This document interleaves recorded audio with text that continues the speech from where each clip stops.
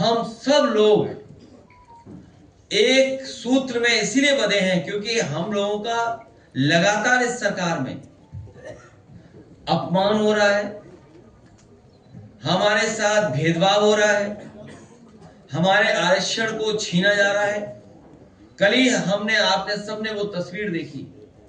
मैं अपने तमाम जर्नलिस्ट साथियों को बधाई देता हूं कि एक बहन जो आंदोलन के लिए आई और अभी से नहीं न जाने कितने वर्षों से लगातार वो संघर्ष कर रहे हैं, उनके आरक्षण को लेकर के 69,000 जो भर्ती हुई है उसमें जो आरक्षण का खिलवाड़ हुआ है, अपने हक अपने सम्मान की लड़ाई के लिए लगातार वो लखनऊ में लगातार वो जगह जगह जाकर के ये जितने भी इंजन है सरकार के, double engine, 2.5 engine, 3 engine, 4 engine, 4.5 engine, 5 engine, इन सब से मिलकर के अपना दुख तकलीफ बता चुके हैं, लेकिन 69,000 बच्चों को कोई भी सम्मान नहीं मिल पा रहा है। और बड़े दुख के साथ उस बहन ने अपने हाथ से चूड़ियां निकाल करके कहा ये सरकार को चूड़ियां पहन लेनी चाहिए।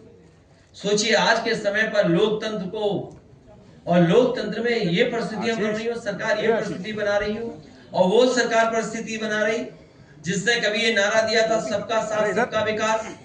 अच्छे दिन आएंगे, अच्छे दिन लाने वालों ने भ्रष्टाचार करा, न केवल भ्रष्टाचार पैसे का किया, आर्थिक रूप से भ्रष्टाचार किया, बल्कि हमारा हक और सम्मान जो हमें मिला था, बाबा साहब भीमराव अम्बेडकर जी ने जो हमें हक और सम्मान आरक्षण दिया, उसको भी लगातार ये छीनने का काम कर रहे हैं। इसलिए हम सब एकजुट होकर के, हम लोग एक दूसरे का साथ दे करके, एक दूसरे के दुख तकलीफ में खड़े होकर के इस भारतीय जनता पार्टी का सफाया करने का काम करेंगे।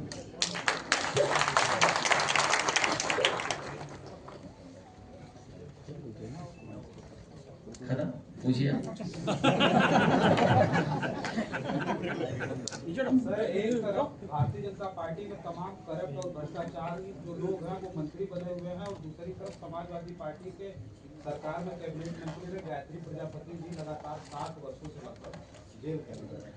आप पत्रकार साथी सब जागरूक और समझदार हैं। आप में जितने भी साथियां बैठे हैं उन्होंने बीजेपी के एक एक नेता का, दिल्ली वालों का, लखनऊ वालों का समय समय पर स्टेटमेंट सुना होगा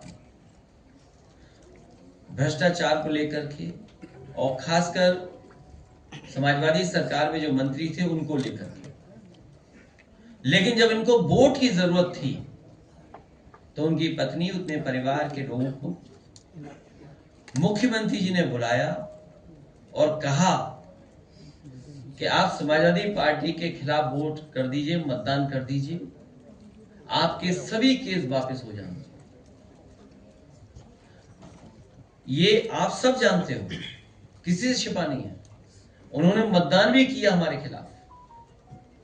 हमें कोई नाराजगी नहीं है उस परिवार से, उनसे कोई नाराजगी नहीं है, क्योंकि इस सरकार में सबसे ज्यादा दुखी अगर कोई है तो पीड़ित समाज के लोग ही हैं। कभी कभी सम्मान के लिए, कभी कभी इस बात के लिए भी कि शायद सरकार सच बोल रही है, उनका भरोसा कर करके। लेकिन आज भी प्रजापति जेल से बाहर नहीं हो पाए, और वो पत्रकार, वो तमाम लोग सब जानते हैं, बांदा रहा हो, हमीरपुर रहा हो, कितने ऊंचे टीले लगे हुए थे बालू कभी कुछ दिन पहले, पहाड़ों से ऊंचे टीले लगाए गए थे नदियों को खोद खोद करके। वो वीडियोस हैं, वो तस्वीरें हैं, वो किसी से छिपी नहीं है। लेकिन बीजेपी का इतना स्ट्रॉन्ग मैनेजमेंट है, इकोनॉमिक मैनेजमेंट, आर्थिक मैनेजमेंट, कि वो बात वहीं वहीं दब जाती है। बुंदेलखंड के पहाड़ों से ऊंचे पहाड़ लगाए हुए थे, टीले बनाए हुए थे, सब इलीगल था। नदियां साफ हो रही थी बड़े पैमाने पर, लेकिन किसी पे कोई कुछ नहीं, कोई बदनामी नहीं। उन पे झूठा मुकदमा केवल एक पे नहीं लगा, मोहम्मद आजम खान साहब पे झूठा मुकदमा लगा, उन्हें भी न्याय मिलेगा, प्रजापति जी को भी न्याय मिलेगा एक दिन। रमाकांत यादव को जेल भेजा, पार्टी के विधायक कानपुर से, उन्हें जेल भेज दिया। और कानपुर में ही क्या देखने को मिल रहा हमें, कोई बहुत खासम खास भारतीय जनता पार्टी का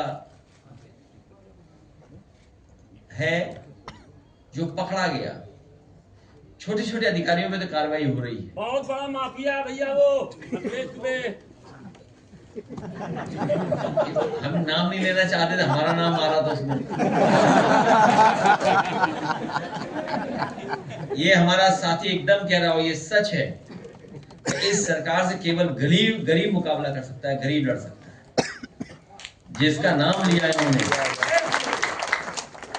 उस पे इतने कागजात हैं, इतनी चीजें हैं कि सरकार की कुर्सी हिल जाएगी, सरकार की कुर्सी नहीं बच सकती। जैसे याद कीजिए, वो गाड़ी नहीं पलटाई थी, अपनी सरकार पलटने से बचाई थी। और आजकल तो हम लोग सैटेलाइट इमेजेस, गूगल अर्थ और अंतरिक्ष से सब चीजें देख सकते हैं। वो कब गाड़ी पलटी होगी, जब कभी अमेरिका से कोई सरकार मदद मांगेगी तो वो जानकारी हो जाएगी। वो सेकंड भी पता लग जाएगा कि किस सेकंड वो गाड़ी पलटी थी और कैसे पलटी थी। तो ये जो मामला कानपुर का है, किसी में बुलडोजर नहीं चल रहा। कहीं चल रहा हो बुलडोजर तो बताओ आप। समय समय बुलडोजर तैयार रहता था, बुलडोजर ही नहीं चल रहा। लगता है अमेरिका ने उसका तेल वापस ले लिया है, जिसका बुलडोजर खड़ा हुआ है, चल नहीं पा रहा है। टैरिफ लग गया होगा उसका। और दूसरे एक, जो ये स्कूल नहीं खोली सरकार, शराब की दुकानें ज्यादा खोली। यूपी में न्यूयॉर्क से ज्यादा दुकानें खुली हैं शराब की। यूपी में ये सरकार चाहती है सब लोग पिए और पढ़ाई कोई ना करे। इसीलिए आज भी वो जो 20,000 से ज्यादा स्कूल है, प्राइमरी स्कूल, वो बंद पड़े हुए हैं। 27,000 है, 30,000 से ज्यादा। मैं इसलिए बोलता हूँ कि लोग याद रखेंगे, हाँ 27,000। तो जो प्राइमरी स्कूल बंद किए थे, सोचिए on the floor of house मुख्यमंत्री ने, मंत्री ने, इनके लोगों ने कहा कि कोई भी स्कूल नहीं बंद हुआ है। सोचिए, कोई स्कूल नहीं चल रहा है, सब बंद हो रहा है, एक भी नहीं चालू किया। और जिन्होंने पीडीए पाठशाला चलाई थी, उनमें मुकदमे दर्ज कर रही है सरकार। अंग्रेजों ने भी नहीं कभी मुकदमा दर्ज किया होगा पढ़ाई को लेकर के, लेकिन ये सरकार मुकदमे दर्ज करा रही है।